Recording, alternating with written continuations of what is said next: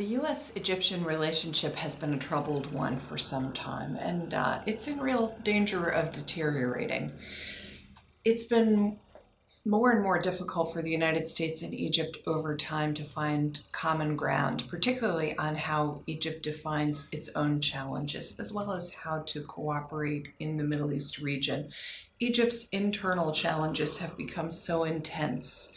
Its economic challenges, its terrorism challenge, its political and social challenges, um, that it's difficult for Egypt to play a really effective role outside its own borders. Um, I think there's some agreement between Egyptians and Americans on the nature of Egypt's challenges, but much less on how to address them.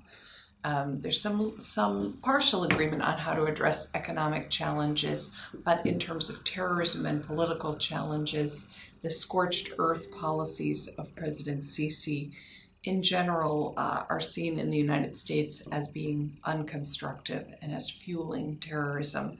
And so there continues to be a lot of controversy, particularly in the American Congress, about how to persuade Egypt to adopt more nuanced policies that would include political enfranchisement, economic development, in addition to military action and police action against terrorists.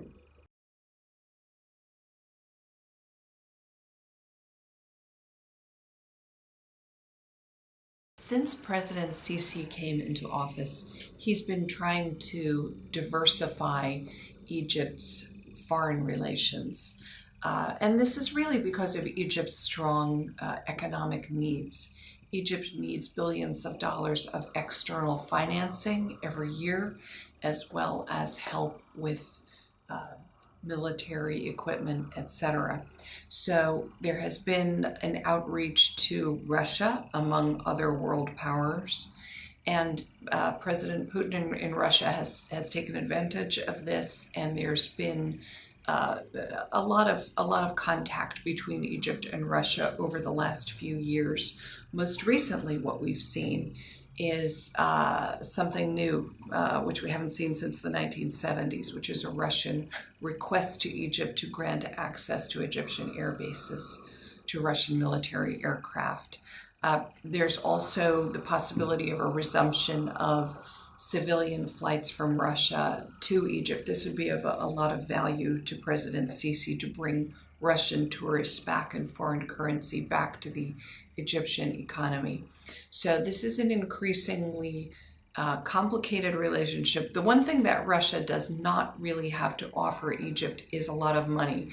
Russia's not in a position to offer Egypt the kind of either military assistance package that the United States has been giving Egypt for nearly 4 decades now, or the kind of economic assistance and trade that Europe gives to Egypt.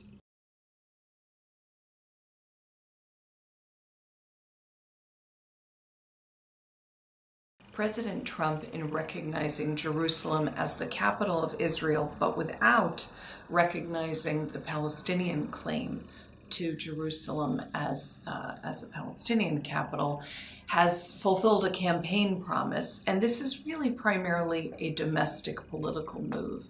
It is to bolster and satisfy certain constituencies for President Trump, primarily evangelical Christians, as well as some segments of the American Jewish community.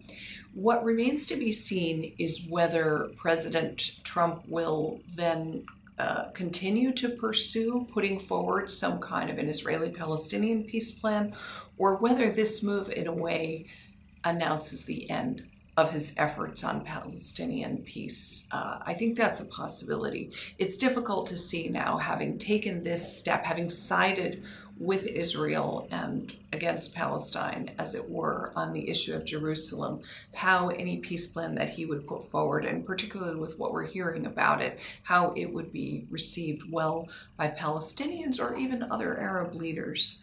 And so we shall see, but it's possible that that in Trump's eyes, this is a kind of the Jerusalem move for him would be seen as an achievement on the Israel front by his own supporters, and he may have done this as a substitute for future diplomatic efforts, which he might have realized. There's a very poor climate for an Israeli-Palestinian peace plan, and there wasn't much chance of it succeeding in any case.